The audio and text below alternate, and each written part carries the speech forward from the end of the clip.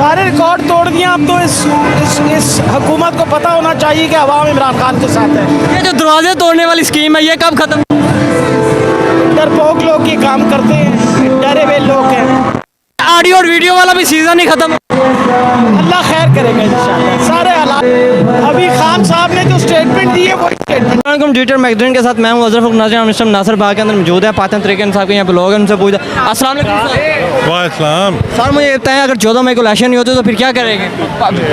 जो खान साहब की काल होगी उनका ओबे करेंगे जी। खान साहब की जो भी काल आएगी इस मुल्क में हकीकी आज़ादी के लिए वो हम उसको ओबे करेंगे इंशाल्लाह। खान साहब की काल के आमीन कहते हुए जो अगर वो कहेंगे एहतजाज करना है एहतजाज करेंगे, अगर लॉन्ग मार्च का कहते हैं फिर लॉन्ग मार्च करेंगे। खान साहब ने कहा था पैदल लॉन्ग मार्च होगा, पर ये पैदल तो हमने नहीं देखा लॉन्ग मार्च। नहीं आप लास्ट में हैं, पहले आगे नहीं सारा सर, मैं हम वहाँ से लेके यहाँ तक पहुँचे। तो देखें ना इतनी दूर से आए हैं। एक महदूद टाइम दिया है उन्होंने 1 बजे से लेकर 6 बजे तक।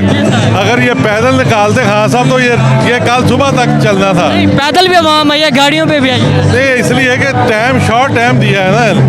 असल में डीसी लाहौर ने टाइम दिया शॉर्ट कि आप 1 से लेकर 6 बजे तक आपका टाइम है। 6 बजे से पहले आपने तकरीर करके फारग करना है।